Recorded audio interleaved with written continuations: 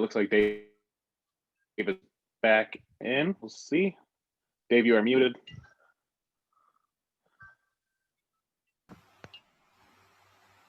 Yeah, that was frustrating. It suddenly disappeared on me. Hey. As second man on, I somehow got nominated host when you dropped out, so I'm not sure if I have to do anything to make you the host again. It went back to Dave. You're good there, Steve. You're okay. Good. Okay. Thanks. This whole Zoom thing frustrates me. We're still waiting on Guy. Yeah. I've never actually personally used Zoom. I've always did webinars, so. Yeah. Well, Zoom has a webinar format that allows you to invite panelists, and then the audience is automatically muted. But I don't know how it works. I haven't done it. I've just been an invited panelist. I've used Zoom before, anyway, I'll but I mute wouldn't myself out and see what happens. I've used Zoom before, but I wouldn't say I'm an expert at it. You're more of an expert than I am, me then, either. Dave. Just a participant. So I am, just so you know, Dave, and I'll let Guy know too. You're going to see my eyes go back and forth. I'm on my phone with the Zoom, my laptop with all my questions and very good, and literature. So okay, well, I appreciate your preparation, and I thank you for being here. I'm sure you're going to do a great job. we're about to find out, won't we? Yeah. Well, if our Trump supporter shows up, oh man, last I heard he was coming, he reposted the invitation on his page, but I don't see him yet. Yeah. Well, it should be interesting to say the least. My position is this is kind of a moot point because I don't see anybody that follows either one of us or most of us in our friend group being an undecided voter that's going to be swayed by this. I just think it's an interesting exercise. Well, that's the nice part about this, Steve, is that. Well, Dave's. I'm kind of undecided. So. Sorry, Dave. Really? Well, there are still some undecided voters out there, but I'm not sure. Was that Steve talking? Well, if there's two turds in the bowl, how do you pick the best turd? Well, that's one way to look at it. There we go. Yeah, I think that's kind of where Rodney's at. So, Steve, my thinking behind this with Dave was that the Zoom meeting, I believe, on Dave's end can be recorded so that he could post this on his page so that more people can see it. Yes. Maybe not in real time, but it is recording right now. Oh, yes, and I see the record button is on, and it can be recorded and it can be shared. Just not sure vision based on what we see tonight. It will have been worth the effort. And I always implore everybody to. That's democracy at work as well. So.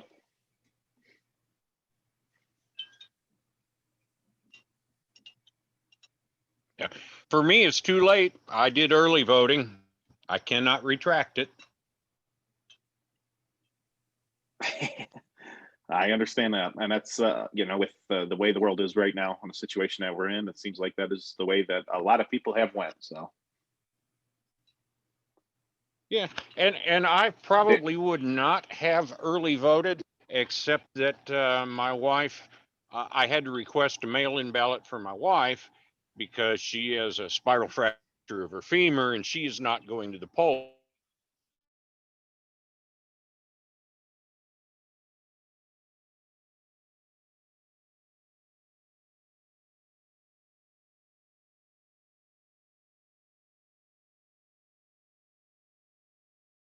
There he is. There he is. He's back. Dave, you are muted, just in case you didn't know. Yeah, sorry about that, everybody. Dave changed seats. He got comfortable. Well, it's not. I got to a place where the internet connection is better. I unfortunately have problems in my office sometimes, so I have moved down into the living room, and hopefully that will not happen again. But I do see Guy is in the room. His camera is off and his microphone isn't on yet. So. Okay, I just clicked to ask him to start his video. Okay. I'm ready to go as soon as there he is. There he is. Guy, can you Right. unmute your mic? I can't hear you. I see you talking, but I don't hear anything. It doesn't show him muted. Yeah, I know. It doesn't show a microphone at all on my end. Okay, Guy, I see your mouth moving. It looks like you're talking, but we're not hearing you at all. I'm not getting his video feed on my end. I don't know. I'm I can assuming see you are, it. obviously. His video.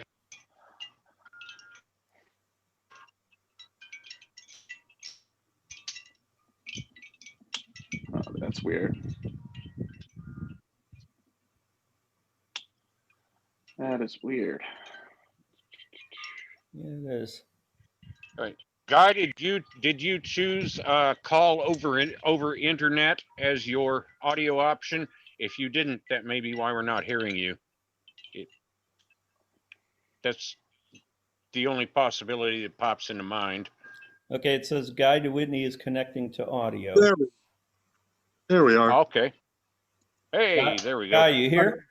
Yeah, I think there was something else had taken control of it, and I needed to get it. And whatever, it's working now. You're good. Okay, You're good. well, We are working. I blame Trump. Here we go. Here we go. It's never I'm too going early. to turn this over to Matt. Even though I set this up, I am a participant, and Matt has everything he needs to conduct this debate. Okay. And I am not going to intervene at that point. Now that we have Guy, we can see him, we can hear him. I'm just going to ask everybody else to mute their mics. There is to be no audio input from the audience. And Matt, take it I will away. make one point before this starts. Oh, yes. Since the meeting host, anytime the meeting host drops out, as the second one to join, I get nominated meeting host. So just so everyone's aware of that, I will still be muted, but I will do whatever I can do from my end to, when Dave comes back in the room, whoever comes back in the room, if I'm responsible for it, I will admit you immediately. Okay, I appreciate that. Just so we're clear on that. Yes, that's a good point. I will mute now. I don't think it's going to happen again because, like I said, I have had problems in my office before. I've moved downstairs. I never have problems down here. So, after it happened twice, I didn't want it to happen a third time. Here I am. Shouldn't be an issue from here on in, but thank you for that. All right. Again, I will mute out, please, and enjoy. Thank you. If everybody but Matt and Guy and me will please mute their mics. I thank you all for being here. And Matt, please take it away. Okay, guys, we'll get through this pretty fast. Happy Election Eve. It's here. Welcome to the virtual supporter debate. My name is Matt Gilchrist, and I'm located here in Northeast Ohio, where I spent my whole life. Dave, you know a little bit about this place. I attended Bowling Green State University, go Falcons, and I'm currently a small business owner working to be in a mortgage lender. I do not consider myself part of any political. Why I talked to Dave about being the moderator here today. With that, I'd like to take a few seconds just to go over some of the rules, which Dave has already stated. Please keep your mics muted.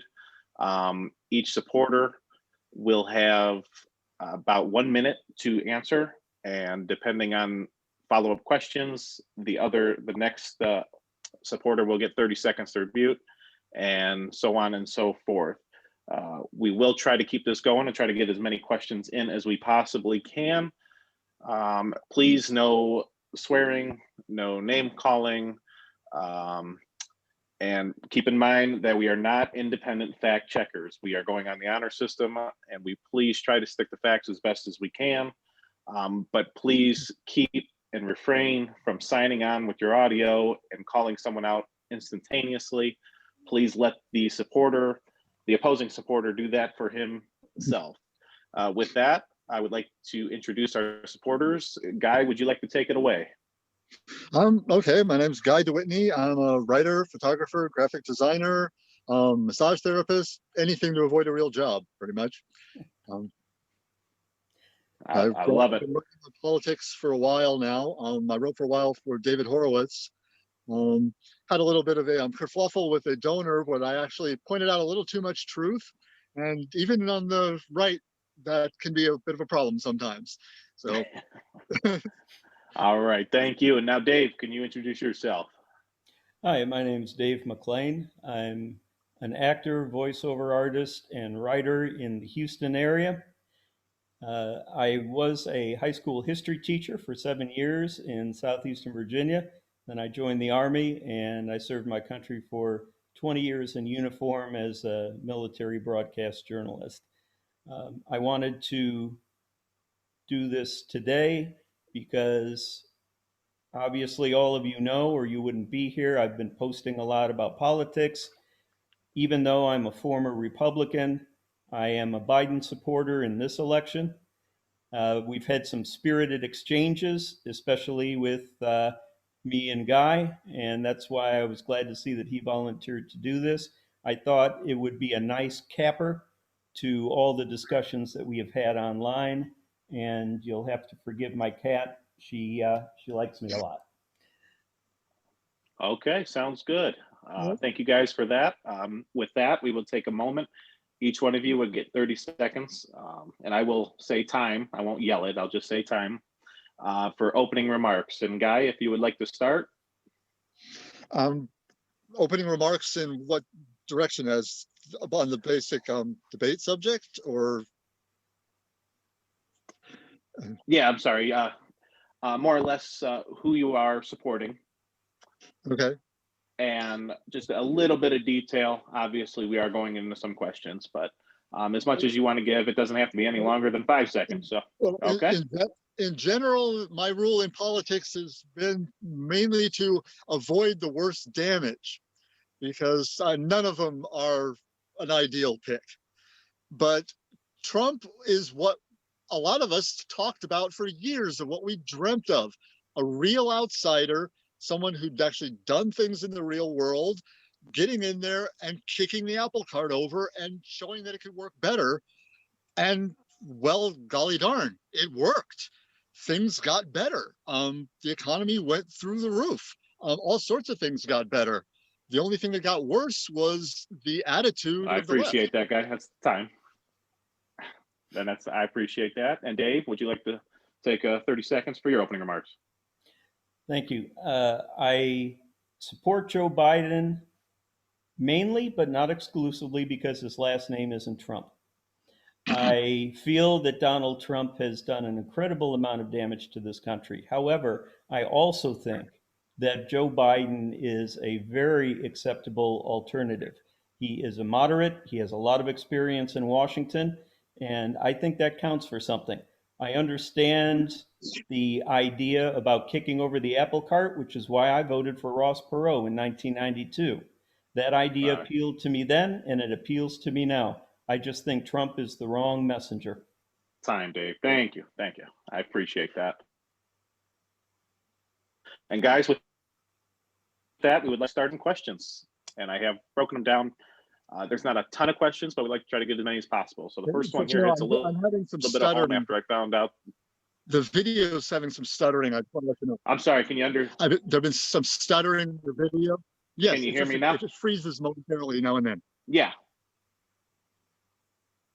Okay. If you need me to repeat anything, just let me know, Guy. Okay. Okay. So this first topic hits a little bit of home after I found out that this morning, my grandmother passed away from COVID-19. With that, we'd like to start off with the first question. Guy, what do you think about your candidate's response to COVID-19? And what did you like about the president's actions? It seemed like, given the uncertainty of the information in the situation, he did pretty much. I'd say he batted 500 on it. Not too high, not too low. You can't expect too much, but I'm really tired of hearing the realities change every few days depending on how it serves the left's narrative. I mean, one day something happens, and 2 days later, they're talking like the opposite happened. And they just, butter wouldn't melt in their mouth. They've mastered the big lie. Repeat it often enough and people just accept it. And it doesn't matter how insane it is. I mean, like claiming there's no evidence of voter fraud linking to mail-in ballots. That's, people are in jail because of elections have been overturned because of fraud related to this exact thing. I would call that evidence. So, all right, Dave, would you like to take 30 seconds to the rebut? It's interesting to hear Guy say that the president is batting 500 because the president gave himself an A+. I would give him somewhere around a D. He instituted a ban against travel on China, which I supported at the time, and he eventually banned travel from Europe. In between, all he did is create a commission, which he promptly hijacked and now ignores. What we needed was presidential leadership. The governors, the mayors, they all have big roles to play, and he can't control everything they do, but he can set the standard, and he did not do that. Okay, Guy, would you like to respond to that? I would say he did set the standard. It was the quote experts, in other words, the bureaucrats who haven't practiced medicine or done active research in God knows how long. They've shuffled papers and worked on funding, and they've, glad-handed, and they've spread the hot air. Fauci is a bureaucrat. He's not a doctor anymore. He hasn't been for decades. None of those administrators are. Thank you, Guy. Dave, any last comments? Yeah, I'd like to ask a question to Guy, kind of a multi-part question, just to get an idea where he's coming from. Well, remember, we got to keep going, just so you know. Obviously. I'll give him 30 seconds to answer. So. Okay, Guy, I would like to know, since you say the president batted 500, what do you think he could have done better?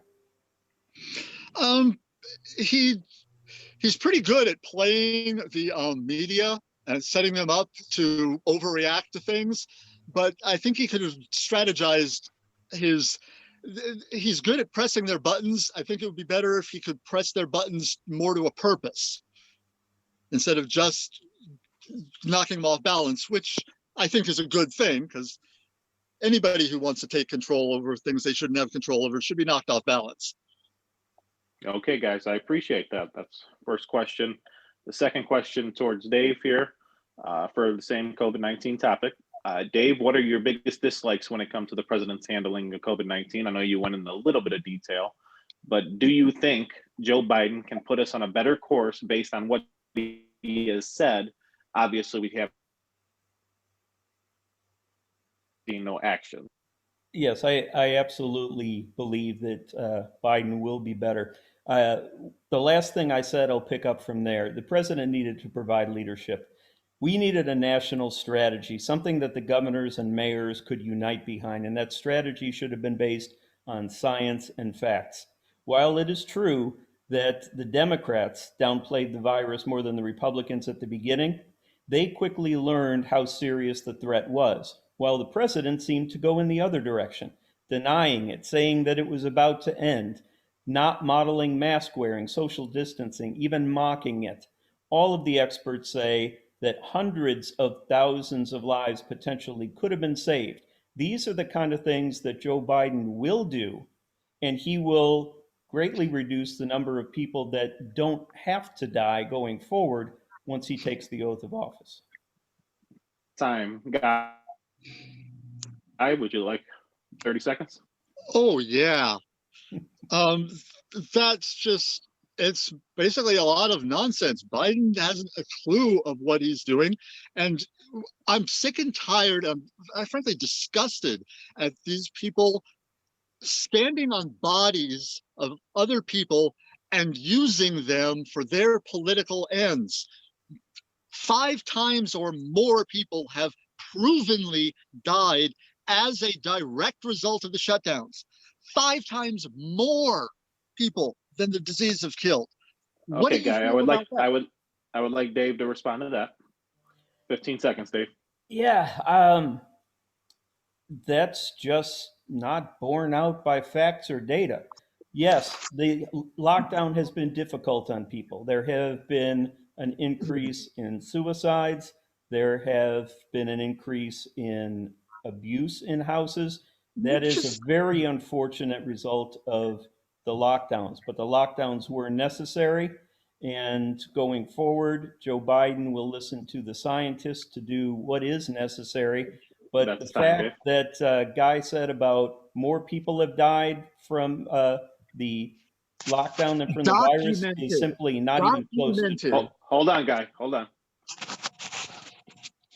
Dave, I'm going to give Guy 15 more seconds here to finish up this question before we move on. That is ridiculous.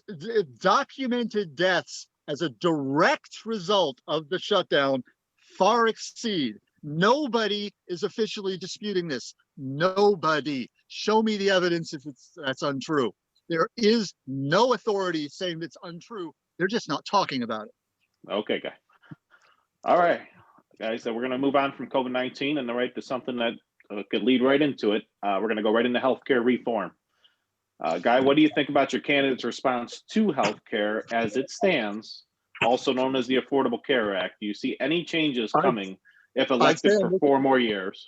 Yes, we've already seen some major changes. He's done a pretty good job prioritizing. He took care of the VA. That needed to be done. And it has been done. And we need a more free market approach, especially with pharmaceuticals. And that seems where he is determined to go. I say give him his reign and let it go. He's heading in the right direction. Dave, would you like to take 30 seconds here? The Trump administration is currently in the courts trying to repeal Obamacare. It's something he campaigned on. 4 years later, he still hasn't done it. He has managed to take a part or two out of it. But basically, we have a president during a once-in-a-century pandemic trying to repeal the Affordable Care Act. Guy, hold on. I cannot let that kind of claim pass. You'll get your time. Hold on 1 second, please. He is trying to remove health care, and he has no plan to replace it. He's been promising a plan in quote unquote a couple of weeks for months now. How does he even get to this point in the campaign without having released his plan to replace Obamacare? Guy, please. As promised, your time. Yeah, I cannot let that pass. That is an absolute blatant lie. I mean, you cannot just make things up about what's happened or who's done what to who. You actually have to have some facts behind it, not just you want it to be that way. Okay, let's hear the facts. What is something you don't know how to do anymore. What is the lie, Guy, please? For people listening, that's it. What was he said right before what was his words right before I spoke out? Dave, can you please repeat with the courts? Yes, the Trump administration is in the courts trying to repeal the Affordable Care Act, which will pull the rug out from underneath the millions of Americans who were granted health care because of the ACA, and we're in a once-in-a-century pandemic. And the overwhelming majority of the ones who lost their Obamacare got picked up private insurance that they prefer. The problem wasn't that you have people being helped. The problem was you had people being denied the freedom to do it their way. Biden never said the Affordable Care Act was perfect. I haven't heard a Democrat or a Republican say that it's perfect. Obama wants to come in there and fix the Affordable Care Act to keep what is good, improve on what hasn't been working, and make it even better, which is already a lot better than nothing, which is what we would have if the Trump administration got its way. Biden and not Obama guys, doing it. That's time on that one. We're going to move on. You'll get the final word in the next question here, guys. So, Dave, what do you think about your candidate's position on healthcare reform? Joe has mentioned about expanding it. Do you agree, and why? Well, I'm not sure what Guy means by expanding, but as I said, Joe Biden. Joe Biden definitely wants to get more uninsured Americans insured, and his way of doing that is to build upon the progress that has been made by the Affordable Care Act. There are other elements in the Democratic Party that wanted Medicare for all and other such plans that border on socialism. But you may have noticed none of them won the Democratic nomination. The Democrats nominated a moderate, somebody who isn't going to throw the baby out with the bathwater, but build upon the measurable successes of the past few years and extend health care to more people, considering it a human right. Not something the government will pay for, but something that every American will be able to afford and benefit from. Dave, do you believe that people should be fined if they decide? 1 second. I'm sorry. I want to just give Dave one more quick question. Dave, do you think it's fair for people to have to pay a fine if they decide not to have health care themselves? No, I disagree with that. I still support the free market. And if you like your doctor, you should be able to keep your doctor. If you like the healthcare plan you have at work, you should be able to go with that. However, this safety net is absolutely necessary for millions of Americans, and they can find other ways to fund it. Okay. Guy, I'll give you 40 seconds here. I think that's just, do you support enslaving doctors? Because that's what you're talking about. To make healthcare a human right is to basically put doctors in chains, allocate them where the state chooses to put them, treating the people they choose to have treated. This is not the way we need to go. There is no country that has a socialized form of medicine that the people under it do not complain bitterly about it. There is no country I know of with socialized medicine that has people that love it. May I ask Guy a question? Absolutely, Dave. Thank you. Guy, you don't say that healthcare is a right. So I'm curious. No, if you can quantify it for me. How many people? Let me finish my question. How many people is an acceptable number for you to be without healthcare, or which groups of people do you think are okay with no healthcare so we can avoid enslaving doctors? I don't play ends justify the means. I don't play that game. Morality and ethics are morality and ethics. And if you have a good one, it doesn't matter what situation you get in, it still can get you through it. If you have to keep changing your ethics every new situation, you don't have ethics. All right, guys, we're going to move on from that point, okay? Let's take a breather. I know it's getting good in here. So we're going to go on to the next topic. We're going to go on to Supreme Court, which has been pretty big here within the last few weeks for reasons that we all understand. But Guy, many people across the table have expressed opinions about the Amy Barrett being rushed through the nomination process. Was the president right in how he handled this? And what does it mean for the future of the Supreme Court? There's no right answer in politics. There's good answers and there's workable answers and there's bad answers. I think it was a good one. Historically speaking, and I have always been a history buff, this is nothing unusual. There is nothing unusual about this appointment. It's just going down like it's supposed to. The only thing unusual is the left getting their panties in a twist and trying to make it an issue, just like they made COVID-19 an issue when it should have just been a slightly ballsy flu season. Which I have one word to say to anything you got to say about COVID-19. Sweden. Sweden. Yeah. Do you know what has happened? I'm going to pass it off to Dave. All right. I'm sorry, I've lost track. Let's stay on topic of the Supreme Court here, Dave. Yes, okay, the Supreme Court. Set COVID-19 aside, okay? I'm very much, I'm having a hard time resisting that one, but I will stick to what the moderator has asked, and that is the Supreme Court. Actually, this is one issue that Guy and I are probably fairly close on. As a former Republican and still basically a conservative, I am against judicial activism. I don't think that we should be legislating from the bench. I happen to think Amy Coney Barrett was a qualified pick. My problem is with the process. The Republicans showed an incredible amount of hypocrisy by pushing her nomination through so close to the election when 4 years ago, another vacancy further out from the election could not be filled until the next presidential election took place. hypocrisy and double standards infuriate me. And Dave, I would like to chime in process. here for 1 second to say Sure. that there have been legal people that have said that there is nothing unconstitutional that has happened now. That is correct. Going off that because it goes from the president to the Senate. That is now, correct. We do understand that. Now, that's all I wanted to say there. But I also wanted to chime in for a second here and ask one more quick question to you, Dave. I know you brought up hypocrisy.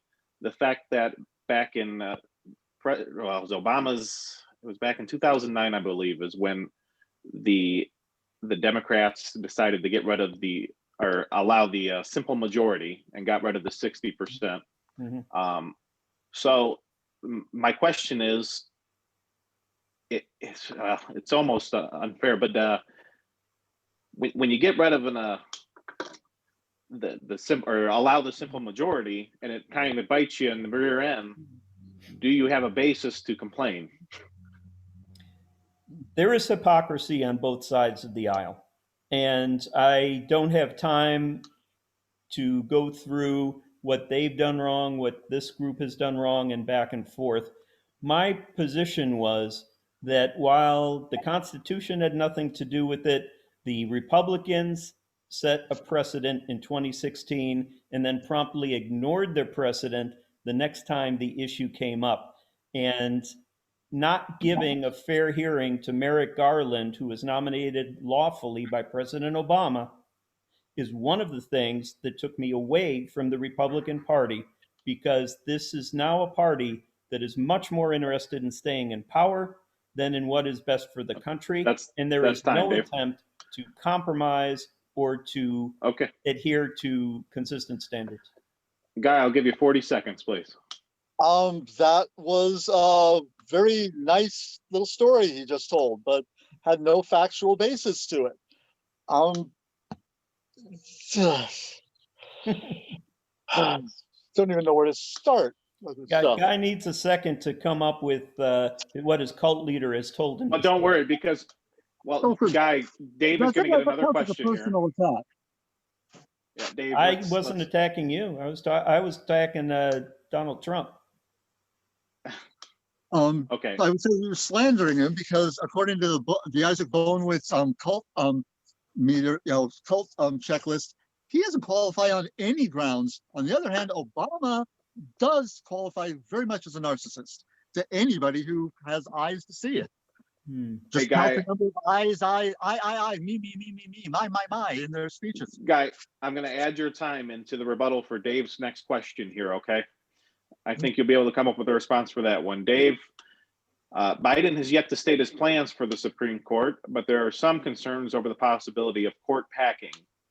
Do you think he should let his supporters know his plans before casting their votes? And two, do you think if he was against court packing, he would outright say it? Joe Biden has answered that question. He said he's going to put in place a commission that is going to study the nomination process for all of our federal courts, including the Supreme Court, and he will hear their recommendations before he makes a decision. Now, that is kicking the can down the road, but it is also a very sound way of approaching the problem. Rather than grandstanding on one way or the other, he is going to let people hash it out, hear their recommendations, make a decision. That's called being presidential. And for the record, I am against packing the court, because while it is definitely tilted in the direction of the conservatives right now, if we add justices to the court just so a new president can have more nominations, the next time the other party is in power, they'll do the same thing, and we'll end up with the Supreme Court that's bigger than the freaking Congress. So I don't care which direction it's tilted. I am against court packing, but Biden has not said one way or the other. He said he's going to study it. I think we should take him at his word. This is a man who was in the Senate long enough to know how to bring both sides of the aisle together. That's and time there, Dave. As vice president, he learned how to listen to both points of view before giving his advice. Guy, 45 seconds. I don't even know where to start with this stuff.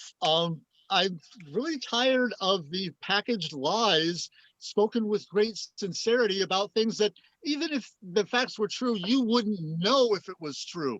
You listen to Brian Stelter and Don Lemon tell you this is the truth, and you just repeat it. You have no understanding.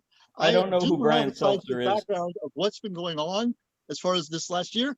I'm tired of listening to Democrats just flat out lie about things they know are not true. I'm not Just a because Democrat they want to either. get over on a situation.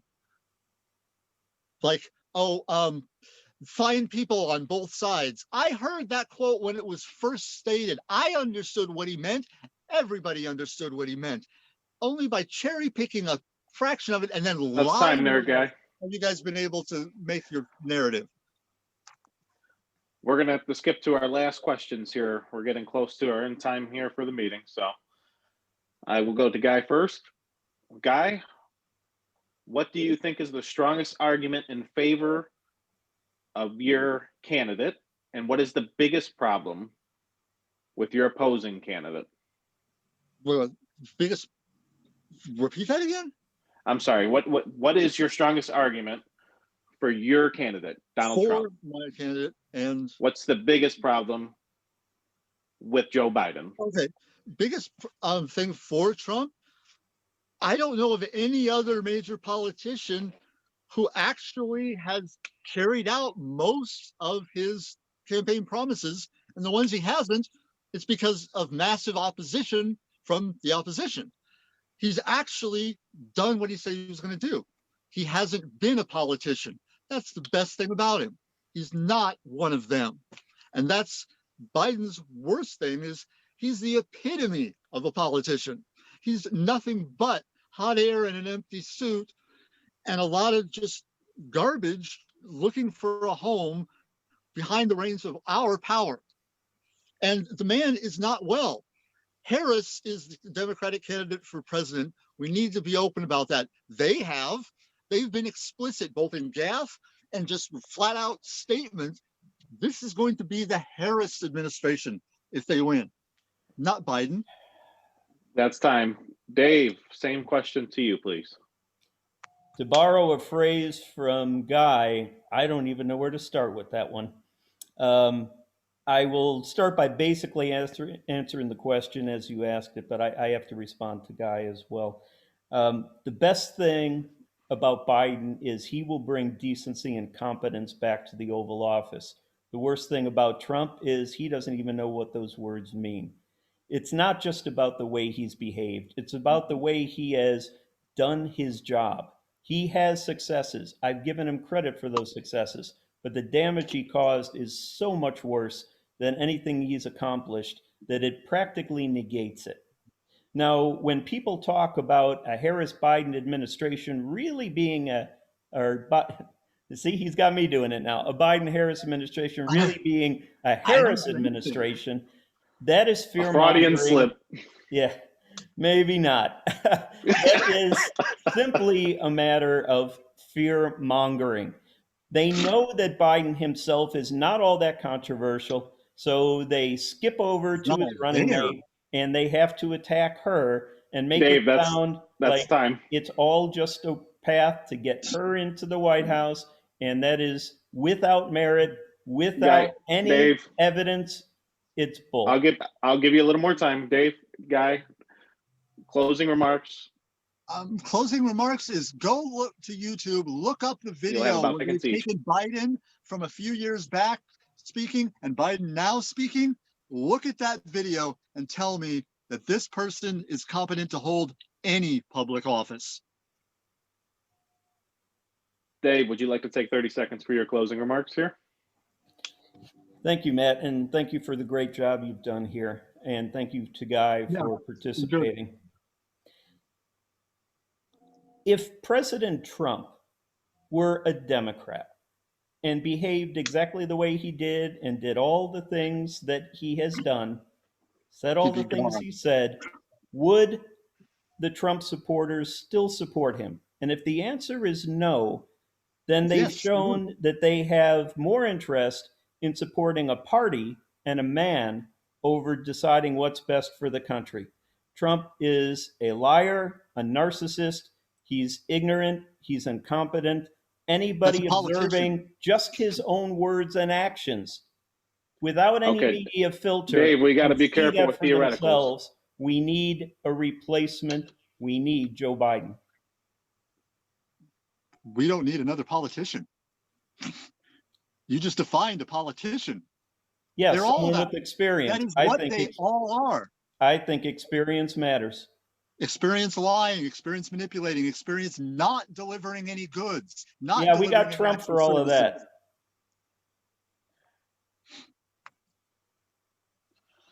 Okay, guys, I appreciate the time today. I don't know how much time we have left before we're going to get the boot from Zoom here. I do appreciate you guys sticking to your guns and not talking over each other the whole time like the first debate that we had to all witness and me actually enjoy because I laughed hysterically. And I could watch that over and over again. But I do appreciate the time. Would you like to say anything else? I did get a Zoom note that said we no longer had a time limit. Really? Yes. Well, so it did. Yeah, I saw the same message. Hey guys, it's possibly continue the after discussion for I have a few more questions almost that we did not get indefinitely. to. Well, I will leave it up to the moderator and to Guy. I'm not going anywhere. And if Zoom's not going to kick us off, I have no problem with continuing, but I'll leave it up to them. So a little while longer. I do have some things I need to do, but I can take a little more time. I do have a few more questions that we didn't get to. It's completely up to you guys. If everybody's good to go, I will continue. Shoot. So one category we did not go to is foreign policy. We'll just dive a little bit into it. Guy, I'll leave it up to you. Would you like to continue to go first, or do you want me to switch it up to Dave? Sure. Okay. Yeah, no. Let him have it. Okay. We will go with a big thing, especially early on in Trump's campaign or administration. Guy, the president stated in 2016 campaign that he will build a wall along the border of Mexico and Mexico will pay for it. What do you think about the president's promise in 2016? And looking back, how do you feel about it now? I'd say that if you had any background in economics, you would know that if the wall gets built, one way or another, Mexico will be paying for it. There will be a transfer of a balance of economically will shift. Basically, they will pay for the new situation. I got no problem with it. Borders are so more indirectly is what you're saying, right? Yeah, and given the I cannot imagine another president anywhere facing the kind of opposition from media and academia and such that Trump has, and not just withering, folding, and going out like flash paper. He's still there, he's still functioning, and he's probably going to get reelected. I mean, that alone should make you stop and rethink the narrative coming out of the left on him. Well, his name was certainly on the ballot there, Guy. They loved him before he wanted to run for president. Remember that? They all loved him then. Right. That's time. Dave, 30 seconds, please. Trump has a very consistent pattern of cozying up to dictators, telling us how much he respects and loves them, and even doing things that seem to be more in their favor than in our country's favor. Meanwhile, he alienates our allies who end up laughing at us. He pulls us out of international agreements that, yes, were made by a previous president, but that is the president of the United States. Therefore, our word is also called into question. Trump does not have a cohesive foreign policy. Meanwhile, speaking of the election, he allows countries like Russia to interfere with our election. That's time, Dave. Our intelligence services have verified Dave, that. That's time, Dave. He says nothing against it. Guy, I'll give you 15 or 20 seconds here to. Yeah, that's just crazy. I mean, NATO is stronger than it's been. Peace is breaking out all over the Middle East.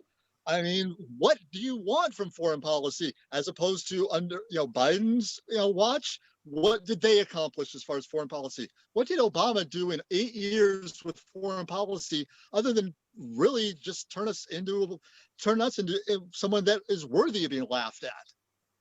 Right Okay, now, Guy. I appreciate it. We're going to go to the next question to Dave here. Dave, during Trump's presidency, he has been criticized heavily for separating parents and children along the border of Mexico. Do you think that criticism is fair? Especially under the Obama administration, this practice occurred as well, albeit not as widespread. But isn't one family separated just as bad? Very good question, Matt. I'm against the family separation policy. However, I am in favor of strong measures at the borders. I actually like the idea of the wall. I laugh in the president's general direction, considering that he completed hardly any new wall and Mexico did not pay a dime, and saying they're going to pay indirectly is just a cop-out. But we should never get to the point where we're going out of our way to hurt families and to hurt children as a deterrent not to come across the border illegally. Where do you get that? Whoever said that was the point of the policy? I mean, there has been testimony from those within the administration that have said that anonymous is exactly sources, right? what Anonymous Trump was sources? doing. Hold on, Guy. He 10 more was seconds using for Dave. that as a deterrent. Okay, Guy, you got 30 seconds. Who was that? Can I have a name, please? Their position? I am afraid I can't tell you it off the top of my head. I don't have all those facts at my fingertips. Is there a name in a position, or is this another anonymous source? No, this is not an anonymous source. I just can't remember the name right now. But if you don't like that particular statement, ignore it. The family separation policy. I don't actually have an argument with that myself. I think, well, that makes sense. You don't want to encourage these people to do this. It's dangerous for everyone involved. It's a bad thing. You're bad for trying to make it easier for them to do it. I mean, you really, sometimes I wonder where the priorities of Democrats are. What do you really care about? The image or the reality of the people's life? Surely we can think of deterrents that don't involve victimizing children and breaking up families. There's got to be another way to do that. Okay, guys, I know we can go on that one a long time, but let's go on to another part of the world here. Let's go over the seas here. Guy, Trump's administration has taken a forceful approach to Iran, demanding with little international support, something close to a regime change. Do you think this is something Trump should continue to work towards? Oh, yeah. Iran is actually the most pro-Western people in the Middle East. People, not the leaders. You can see a street scene like a park in Iran, you would think you're looking at Europe. The people want to go back to where they were in 1979. They've never been on board with this. They gave power over to the mullahs, and they've been stuck with it ever since. They hate it. If Obama had been willing to just give a nod, it would have collapsed during his administration. But he chose to like, no, I'm not going to get involved in that. Missed the opportunity. Iran is a nightmare. It's the worst theocracy that we've seen since the Spanish Inquisition, and it's doing its best to take over the Middle East until Trump. Why do you think these peace treaties with Israel are being signed? Why do you think peace is like breaking out? They were scared of Iran. They could see what was happening. We weren't doing anything. Dave? Guy said that peace is breaking out all over the Middle East, which implies that there were some wars that have ended. Which wars has the Trump administration ended, Guy? Was it ended? The active war between Israel and every peace treaty Israel has signed has ended an actual war. They were at war.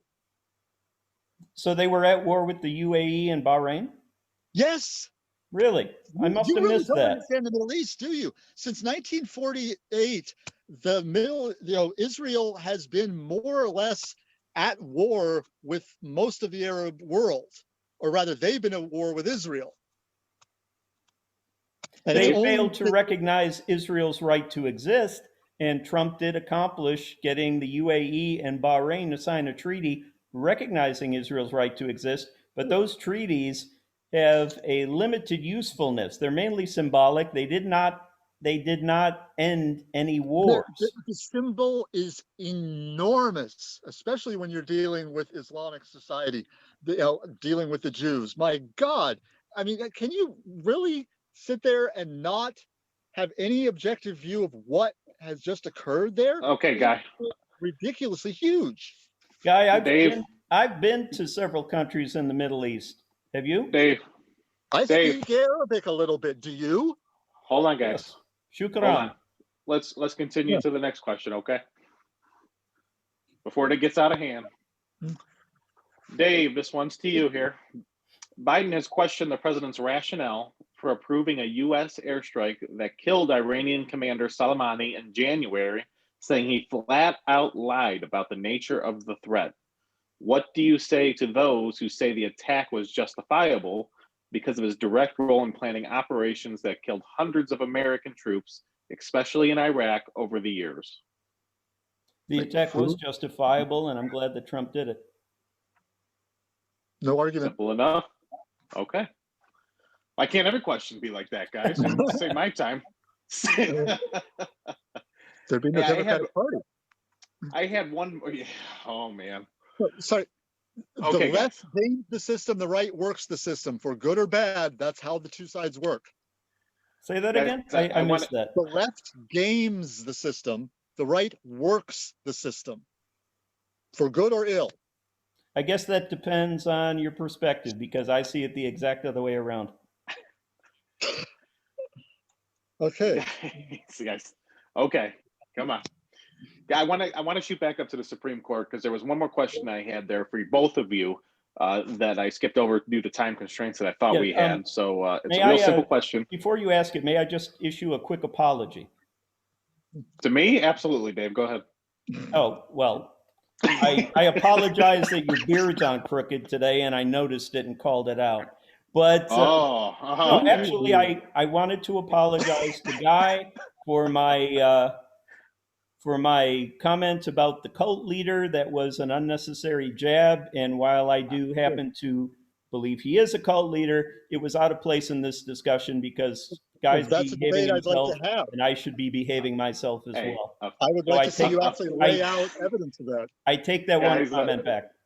Dave, a fantastic backhanded apology. I appreciate that. All right, so guys, just a real quick question on the Supreme Court. Okay, you're blocking up as much as you want. Guy, you first. Okay, give me 1 second, Dave. All right, Guy, can you hear me now? Yeah, we're good. It's just stuttering a little. Let me know. Okay, I just want to make sure. Okay, I'm sorry. I'm just trying to let it fix itself here. So, Guy, should a Supreme Court justice's political affiliation even matter? No, it shouldn't even be brought up. It should not be allowed to be on the table as a subject any more than their religion should be. Dave, same question to you. I agree with Guy 100%. Words I did not think I would be saying in this debate. Well, see, you could be smart too. Bring everybody together. Why, thank you. I love the backhanded compliments and apologies. This is great. At 57 years, I've learned to just embrace the 160 IQ and go with it. 160, huh? Okay, I'm going to have to ask for documentation on that one. Okay. Something that this is more prone to, especially younger voters, guys. Obviously, passed you guys up a few years ago, probably, but it might have some effect here. Guys, climate change. We are seeing many of the effects that climate scientists predicted that would happen. Natural disasters like hurricanes and droughts becoming stronger and more powerful. How was your candidate more prepared to deal with these changes? That data's false. Guy, you first. It's a lie. It's a lie. That is not actually happening. In fact, the opposite is. It's like the polar bear thing. the polar bear populations are thriving more than they have in who knows how long. They say the opposite, but because people don't actually study these things, they don't see them for themselves. They just watch the news and go, oh, okay. I do have a background in the relevant sciences. I've studied historical geology, and I could write a thesis on all the different ways the whole global warming narrative is crap, that it just does not add up. It's a politicized science that has stopped being a science. Dave? Yeah, I had a feeling we would not be agreeing 100% on this one. Good. Do you have the background to support your position? While I think that the degree to which humans cause global warming is open for some debate, the degree, there can be no doubt that climate change is occurring, number one, and number two, humans at least have something to do with it, which means we can do something about it. All you have to do is, all of it. Guy, let me finish. I didn't interrupt you. You and I are both old enough to be able to look back through our lives and realize that the degree to which there are forest fires and hurricanes and other serious weather issues were not the case when we were younger. The climate is changing right before our eyes, and the advantage that Biden brings to the table is the same advantage he brings with COVID-19. He will listen to the science. As a politician, he will also balance economic needs and political considerations, but science will be a much bigger part of the equation under a Biden administration than under a Trump administration. That's time. Guy, 30 more seconds? That's absolute nonsense from start to finish. Science is a method of finding useful information out of the incomprehensible reality that surrounds us, most of which we'll never be able to understand.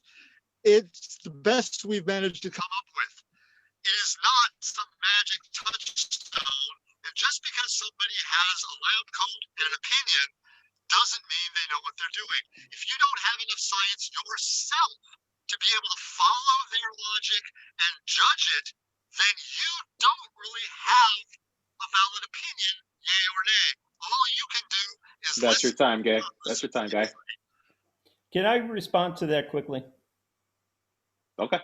This you can get 20 seconds, Dave, and then we're moving on. Thank you. This concept that the right propagates, that unless you witnessed it with your own eyes and did the experiment yourself, or it's not valid, is ridiculous. We have the word expert in the English language for a reason. People Hold on, Guy. Hold on, Guy.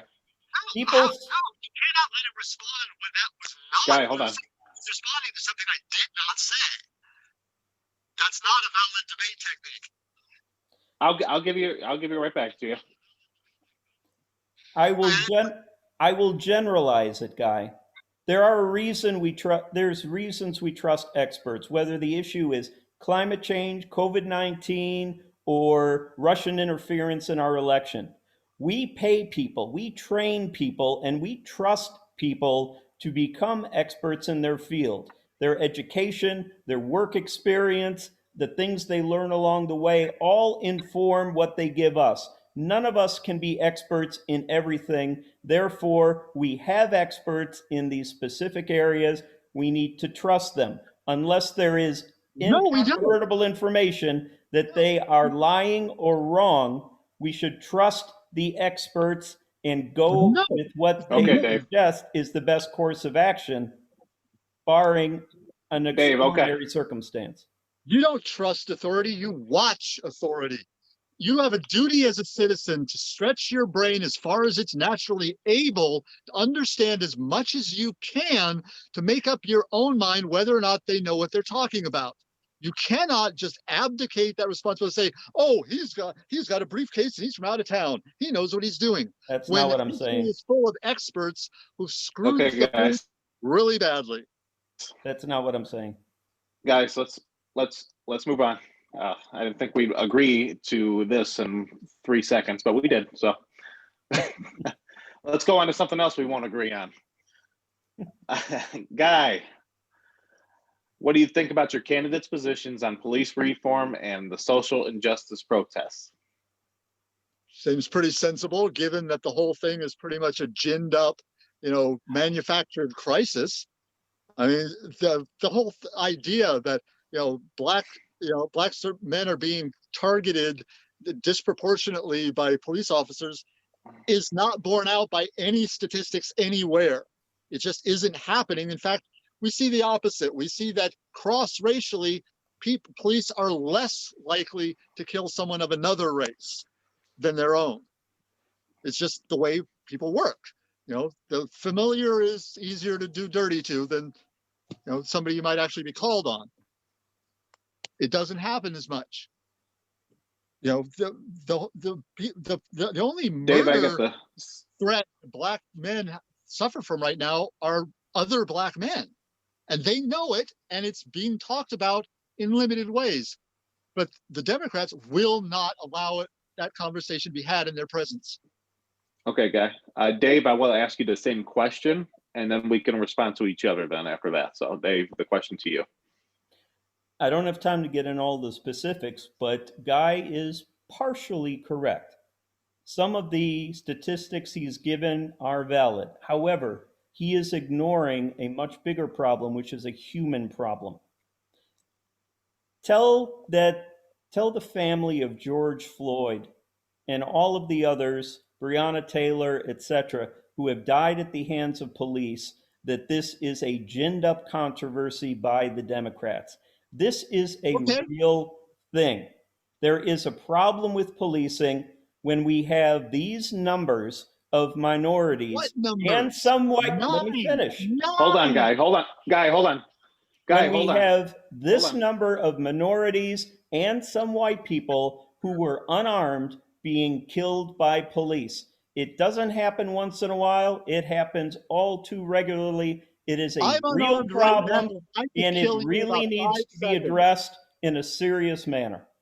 I'm unarmed right now, and I could kill you in 5 seconds if I was present. You've got to look at the actual details of what happened, not some cartoon overlay that says, yay, nay, pass, fail. These are people's lives. These are people who do a job that you are not capable of doing for yourself any more than any of the rest of us are. We need them doing it for us, and we need to get along with them. So declaring war over nothing with our own protectors is insanely stupid. So you're all right with the George Floyds and the Breonna Taylors of the world dying at the hands of police? No, each one should be handled as an individual case. I agree. Each one should be handled as an individual case. No two are exactly alike. Right. However, we have a clear trend in this country that represents a problem that needs to be addressed. Show me the graph. Show me the actual statistics that prove that. Dave, I believe Guy is going basically off the statistics. That is his point. Okay, and I acknowledge evidence of reality. He's not denying that he's not denying that there is a problem. But he started by saying it's the rate of which the problem exists.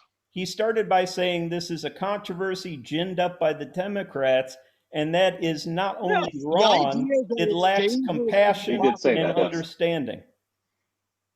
Yes, it's ginned up. It's a whole bunch of crap. See? And you'll have there are plenty of black voices telling you this. But Candace Owens, Dave, I will. Yes, Matt. Dave, my question to you is that this has been happening for years, and it was happening for 8 years under the Obama-Biden administration, and numbers police killings have actually since 2016, at least 2019, from the last that I've seen. With that said, what can Joe Biden do that him and Obama didn't already try? Okay, well, that's a fair question, but let's remember that the Obama-Biden administration was the Obama-Biden administration, not the Biden-Obama administration. So there is only so much. Obama was the Messiah. Hold on, Guy. There is only so much that you can criticize Biden for not doing when he was the vice president. However, Obama will be the first to admit that the country has changed even in the 4 years since he was president. Biden understands that change, and he is going to take it seriously. He is not for defunding the police. However, he is going to look at police procedures. He has said that he wants to put more money into police departments for better training, de-escalation training. Every one of these videos we see is not ginned up. It's not a pass-fail. It is not something made up by the media. We can see these videos with our own eyes. We can see what's happening. We're smart enough to figure it out. We see an alarming trend, Dave, that's time. And we have to take it seriously. I say half of them are ginned up. The statistics are completely distorted. The situation of what happened is they lie. I mean, remember hands up, don't shoot? It's like every one of these horrible things that has come out, pretty much every one of them has had some major revelation along the way of how, no, okay, that didn't actually happen that way, or this didn't go down the way they're saying. And half the time, the facts bear out a completely righteous encounter, where the only person at fault was the person who ended up dead. Can we at least admit, this is just a quick thought, can we at least acknowledge that the three of us sitting here talking about this are all white men? Therefore, we do not have the perspective to allow us to fully understand this problem. Joe Biden understands that. He picked a woman of dividing things up by race. There is no end to it. We end up, all of us individuals, locked in our own little padded cell with a rubber spoon, so we can't hurt ourselves or anyone else. It doesn't work. Grow up, man up, and learn to. Guy, hold on. Don't run from it. Joe Biden understands that he also, as a white man, cannot fully appreciate what's going on in the black community. He had the wisdom to bring a woman of color onto the ticket to help him with that. And you can be darn sure that he is going to bring all different races, creeds, and backgrounds together to advise him on these problems. Then as the president, he's going to come out with a plan, and he is going to take initiatives that will attack these very real problems. Dave, I have a follow-up question for you, sir, Guy, if I may. Joe Biden has since seems to have somewhat apologized for his act in the 1994 crime law that obviously you know about because you brought it up in your links before.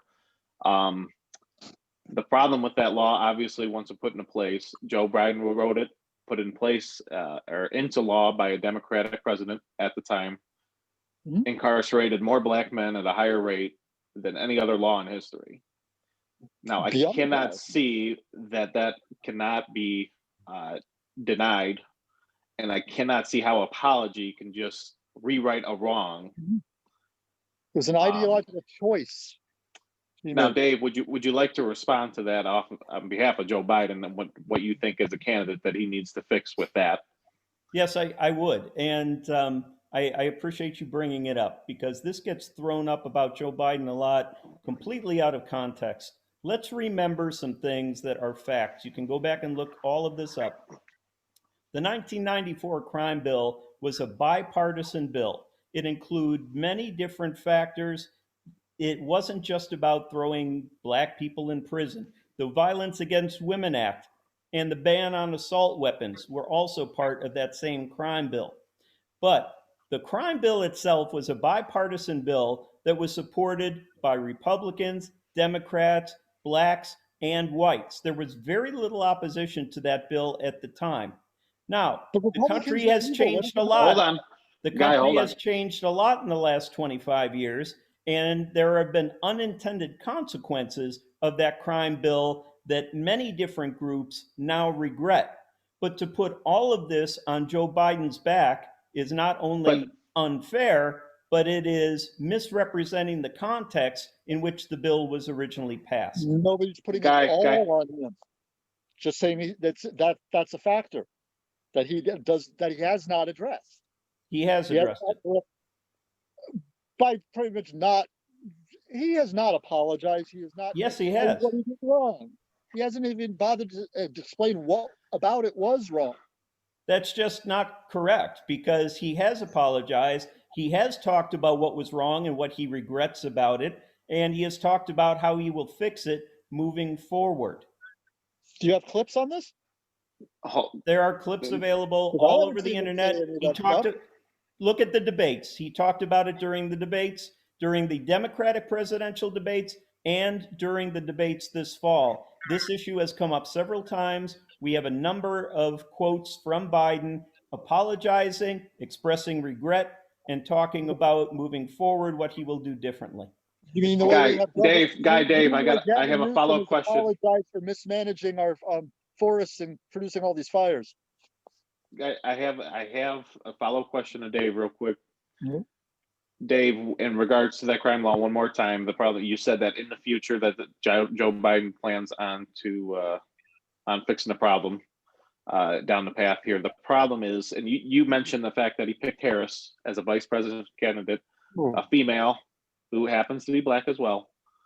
The problem was he had 8 years, and you say he was only a vice president with an African-American president, and they still didn't revisit the crime law. So what gives you faith that him as president with Kamala Harris as vice president, or Kamala Harris, sorry, that they're going to fix the problem here? Well, it's simple as the world has changed. I made this statement earlier. Obama himself will be the first one to admit that a lot has changed just in the 4 years since he left office. What's changed is so multifaceted, we can't even go into all of it here. But the world has changed, and bringing on Kamala Harris will help him have added perspective in moving forward to right the wrongs that have been done. Yes, Obama did not attack the problem aggressively enough for many black people. However, if he had, then he would have been accused of just being the president for black people. So he was kind of in a no-win situation. He did his best to walk that tightrope. But now, with the way things have changed in the last 4 years, and in this year in particular, there is no doubt that Biden is going to have a different approach to these things than the Obama-Biden administration did. And Obama would probably, I can't speak for him, but I'm guessing he will probably be in complete support of Biden going further as president than he was able to. Okay. Guy, 30 seconds. I don't find that a reassuring thought, given that Obama was one of the most incompetent presidents we've ever had. This guy was nothing but ego and a smile and just a whole lot of arrogance. Just because you like someone who's that way doesn't mean they're not an arrogant prick. It's like all you have to do is disagree with them on one thing, and suddenly you realize just what a jerk they are about everything. I just want to point out, Trump has not been running around the White House with a selfie stick. No, he hasn't. That happened one time, and I don't see how that's not presidential. Trump was the one who fetched the Marine's hat when he was returning from Air Force One, when it blew off the guy's head. I don't see Obama doing something like that. Well, did a Marine's hat blow off when Obama was president? He ignored the uniformed service. He treated them at best as furniture. That's from many sources. Well, at least he didn't call them losers and suckers. And then neither did Trump, according to every named source. No, that is not true. That is not true. The people who spoke out from within the administration. Said he didn't say it, and Bolton hates his guts. Bolton said he never heard it. He did not say it didn't happen. No one can say it didn't happen unless they were with Trump 24/7. That's a lefty fantasy wet dream. Nothing he's ever actually been heard to say would support that kind of an attitude coming from him. Actually, a lot has. What? When? Okay, guys. Show me the I tape. can send you an entire article delineating Trump's racist and bigoted I comments. can send you an entire book of crap Guys, where they okay, slandered okay, the story and guys. taken out of context. Show All me right, we're the good. tape. We're good. We're good Yeah. on this point. I do have a quick question for you, Guy. I'm going to start with you. It's be a little bit of going on Trump here, but I think I know you're ready. I got to ask it. Does it deter you of how many people that have come out against Trump, and not just No. random people? I'm talking high-profile politicians and presidents that came before. Oh God, no. Especially politicians. I mean, they're the biggest whores on the planet. Everybody knows that. We just accept it because, well, we need them to do things that are too dirty for us to do. Politics is a nasty game, but it's a game that adults need to pay attention to, even if we're not playing actively, because the players are dirty, all of them. That's why I support Trump. He's not a politician. And Dave, I'm going to ask, reword the question and ask it to you here about Joe Biden. Does it bother you at all that he was not selected to be the presidential nominee in 2016, and the fact that he was it took a long time for Obama to endorse him in 2020? Neither of those things bother me. It's a contest. There can only be one winner. And this time around, you had 24 Democrats in the race at one point or another. There can still only be one winner. There was one winner in 2008 when Obama and Biden were both in it. There's one winner in 2020. There is not a problem with that. And as far as Biden endorsing Biden, of course he did it late because he did not want to be seen as playing favorites. If he had endorsed Biden early, people would simply have said, well, yeah, of course, that was his vice president. The endorsement would not have carried any weight, and it would have been inserting himself improperly into the democratic process now, within his own party. Dave, I got to ask you a follow-up question because I don't remember offhand, and I really don't, and I'm sorry, I apologize. But didn't he endorse Hillary Clinton earlier in 2016 compared to the time frame 2020? I'm with you, Matt. I can't say 100% at what point he endorsed Hillary Clinton. I believe it was the same standard, letting the primary process play out and endorsing the party's eventual nominee when it was the right time to do it. I believe that's what he did in 2016, even though I can't give you dates.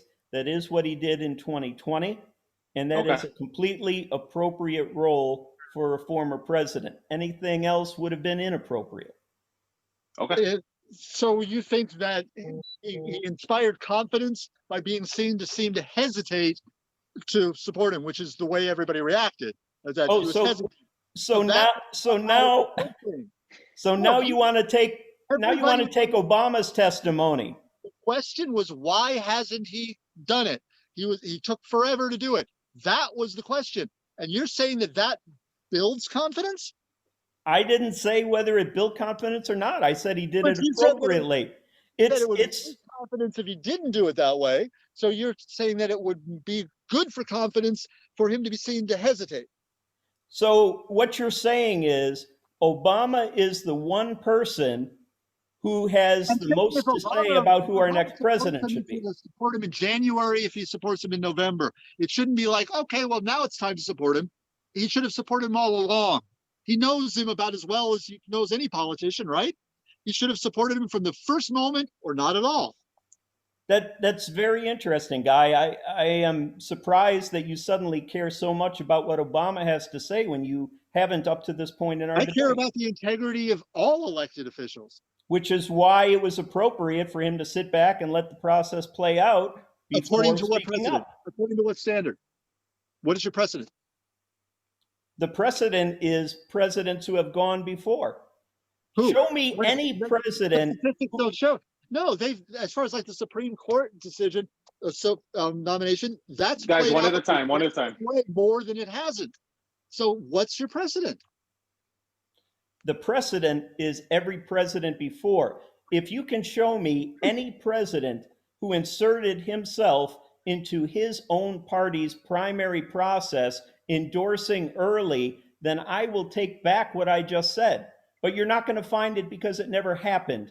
Obama did it the way presidents before him have done. I don't know why you have such a problem with that. Okay, guys. You just made a flat out statement of fact.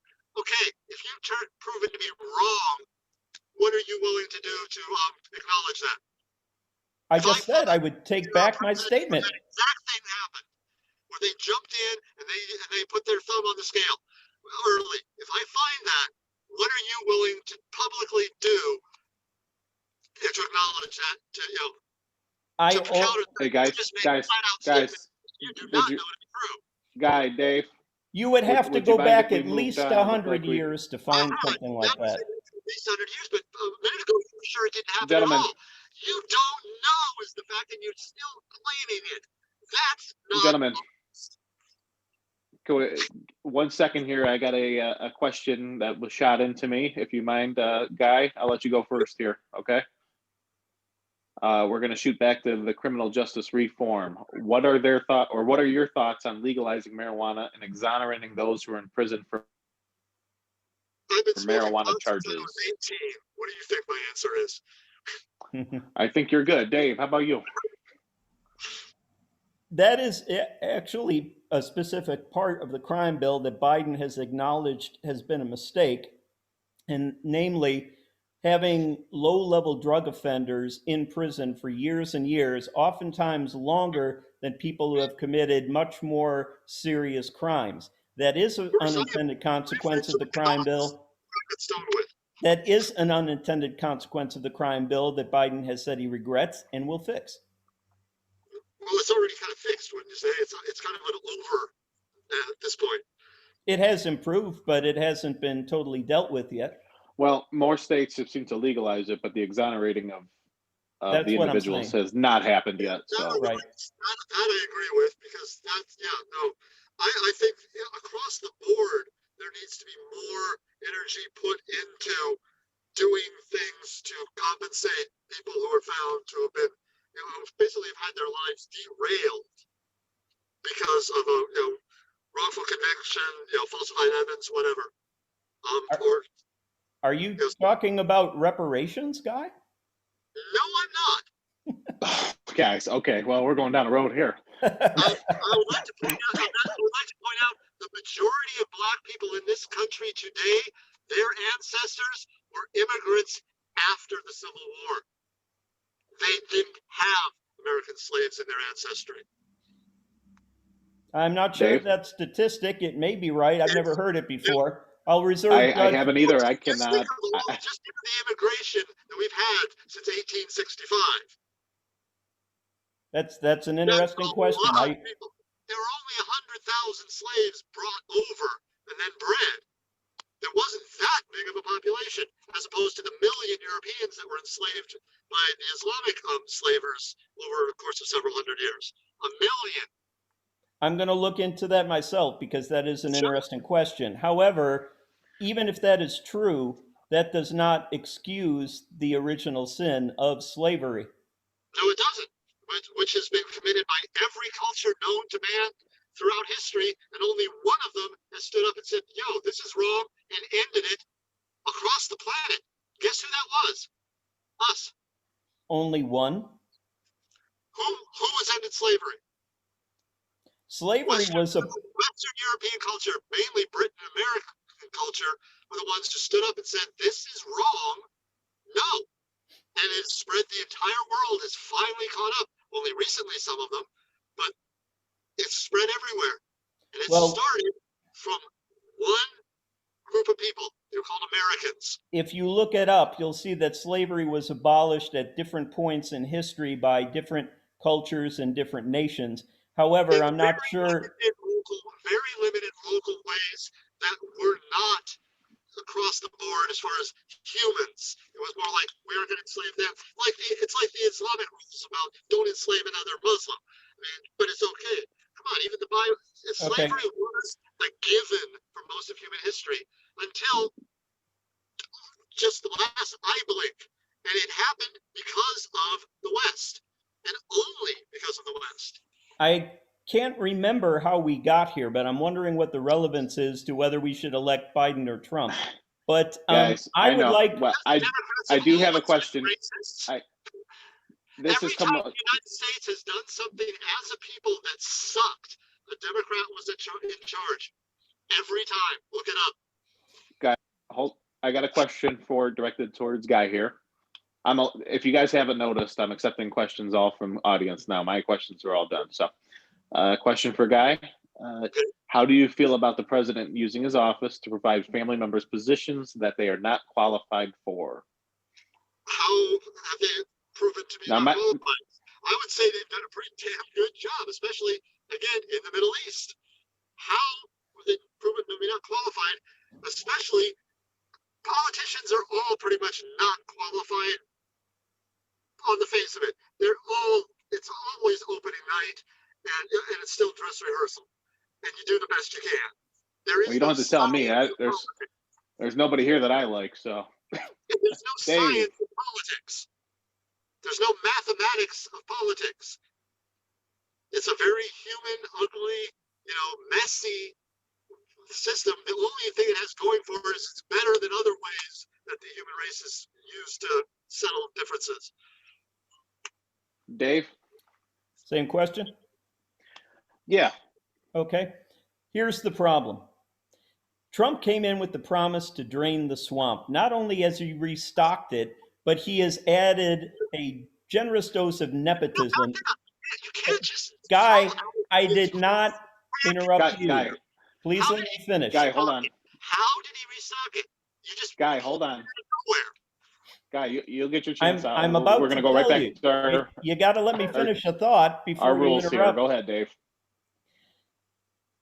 The problem is that Trump initially hired a lot of people who were qualified for their jobs. But when they had the courage to tell him that the things he wanted done were illegal, immoral, or impractical, one by one, they either were fired, forced to quit, or just gave up trying. He has replaced those people with sycophants, yes men and yes women, people who tell him what he wants to hear, who will try to do anything he wants done, even if it's illegal or immoral. And where do I get this information? Okay, Dave, that's your time. Shut up. Where do I get this? The sycophant telling him that it would really rather the Trump shut up. That sounds, I can see it. I see it. The information. Dave, I'll give you 15 more seconds. The information that I use to get that is from those books that you so roundly dismiss. I just want to make one statement going back to that point. The number of people, former administration officials, former military officials, members of his own family, the sheer number of people who have spoken out against this president while still in office is unprecedented in American history. And Guy can feel free to try to prove me wrong about that, but it is a fact. And I think we would at least pay attention to that wave of criticism to see if it's valid or not. But instead, the right wants to dismiss it without even knowing what was said. Okay. Those words are not coming out of the Democrat's mouth. You are the most unself-aware people on this planet nowadays. I'm not a Democrat. Here we go. I knew that was coming. I didn't want to stoop that low. All right, guys. You have your title of somewhat, pride. Give me 2 more seconds. I'm going to see if anybody else has any more questions, but it looks like we are about to finish up here. Guy, your camera strap is hanging. Look up. You got to be careful with your equipment, man. Guys, I do appreciate you not going too crazy, but obviously there are some talking points where you just can't help it, and I get that. So I do appreciate being able to. No, I'm not saying. I'm sorry. I do appreciate everybody giving everybody their time to talk, not shouting over each other, so that everybody can hear your points. I do very much appreciate it. and I hope that there are people out there that get something out of this. I know that we are not the candidates. I know that I'm not a real moderator. But you guys, amen to that. No, I have no side in the game, and that's the reason why I talked to Dave about this to begin with. So that's what's different about me. I've never been a member of any party. I've never voted because I chose to stay aloof from it so I can understand it. I have no skin in the game, so I can actually offer an objective opinion of what I see happening, because I'm not one of them or one of them, and never have been. And I will say, I mean, I know Dave would like to chime in here too, but I've talked to Dave on several occasions, and Dave is a more conservative than liberal independent, is how he describes it. Dave, go ahead. Yeah, plain and simple, this election should be, like any election, about the individual, the policies, the experience, the temperament, the competence, the character. These are the things that we should be looking at in our candidates, not whether they have an R or a D after their name. And we should be looking at facts, not fear. When people say, this is going to happen, this is going to happen, this is going to happen, people that make those claims owe us some evidence or some solid reasons that those things are going to happen. Otherwise, they're just fear-mongering. So can we stick to the facts, and can we vote for candidate regardless of party? And that is what's going to get us to the place where we have better politicians, better government. That's what I'm in favor of. Guys, I'll give you, Guy, I'll let you have one last final thought. I'm not going to time it, but please keep in mind that everybody has their time. So if I had my way, there wouldn't be any parties. I agree with Thomas Jefferson. If I had to join a party to go to heaven, I'd just as soon not go, because that's not the way it should have to be. We should be electing people directly on their character, their record, not some party platform and a bunch of narrative bullshit. Actually, interestingly, Matt, I think we got to the point in this debate where all three of us agree on the final point. I am not going to sit here and fight with anybody here, because I'm loving everything I hear. I'm sick and tired of the two-party system, as I've expressed to Dave before. The Constitution allows parties; it does not require them. The reason why I tend to vote, and I shouldn't say tend, I vote third party, and I put third party in quotations, is because I believe that we need a third, and we need a fourth, and we need a fifth, and we need a viable third, or you're just throwing your vote to somebody. You're basically like Perot. Perot was, anybody who voted for Perot basically voted against one rather than for Perot. Guy, here's my my analogy to that. If I buy a Dr. Pepper, did I take a sale away from Coke? Did I take a sale away from Pepsi? Did I buy a Dr. Pepper, or did I throw my money away? You bought a Dr. Pepper because you wanted a Dr. Pepper. Only so many drinks are going to be sold in a year. It is a zero-sum game. Yes, but maybe who did I steal it from? Maybe he wanted that Dr. Pepper so bad that he wouldn't have had a drink otherwise. So maybe it didn't take away from either side. Who did I steal it from? That's not an analogy with the voting. Actually, it's a pretty good one, Matt. I'll give you credit for that. Guy, we're not debating each other here on that. The fact is, we both agree that the fact that the party system has failed us time and time and time again. It was needed when we didn't have mass communication or fast transportation. Now that we're all connected, those things aren't necessary anymore, and they just get in the way. In fact, they're counterproductive.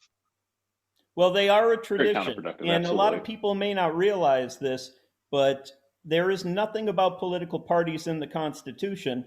And when you look at a list, it allows it, but does not require them. That's correct. And there were a lot of people early in our country's history who didn't want political parties, but there were already factions in place. That's what they called them then. Yeah. Factions who believed in liberal government versus conservative government. And those two basic disagreements is what led us to form political parties in the first place. So it is simply a tradition. But it's a well-ingrained tradition. It's a tradition we can change if enough people want to change it. And that's the Lewis Black conversation. aptly described the American two-party system as a bowl of shit looking in the mirror at itself. I can't argue with that analogy. I'm simply saying that that is a conversation that we should begin having on November 4th. Let's say, no, the parties have a positive function. It keeps the factions out in the open where you can see them. All right, I got you. But I believe that both of our major political parties are drifting towards their extremes, which I think leaves room for a moderate middle, which I would be very happy to join. No, I see the conservatives becoming more and more mellow and more just like matter of fact about what they are doing, whereas it's the left that are going more and more radical all the time. They double down. Every time they lose a gambit, they double down.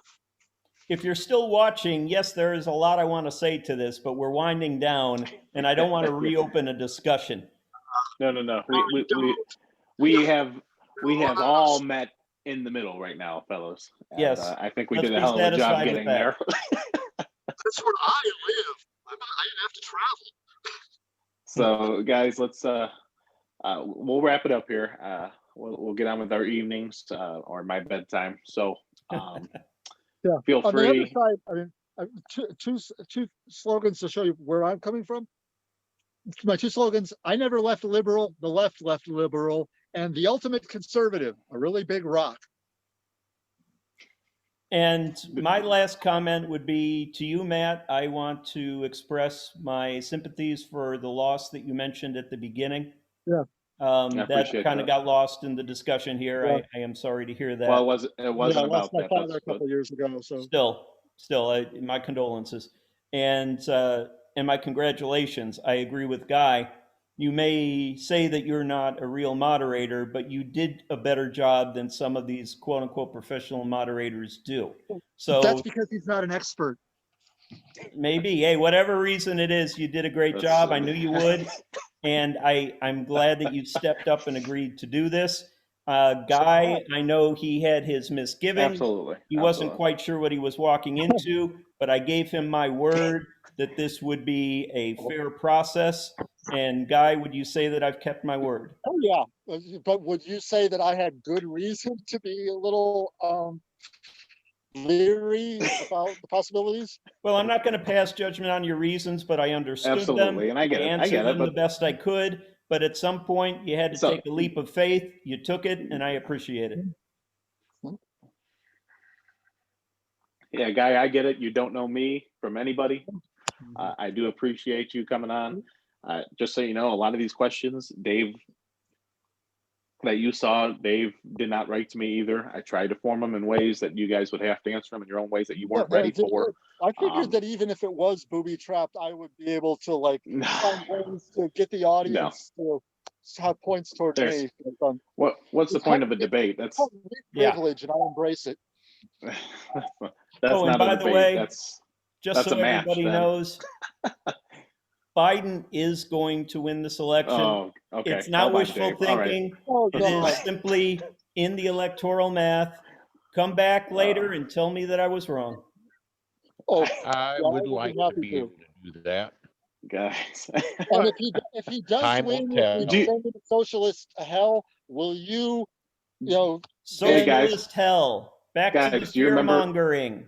Do you remember when all three of us were all in agreement? Yeah, let's do that again. All right. Country above party. I hope we all stay safe, stay healthy. Do what you can. I did enjoy it.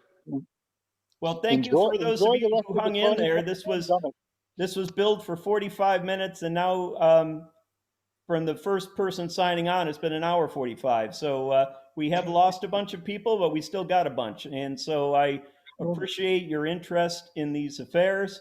I hope that you found this instructive, interesting, amusing, or something else that wasn't a total waste of your evening. I know I enjoyed it, and I found it pretty productive.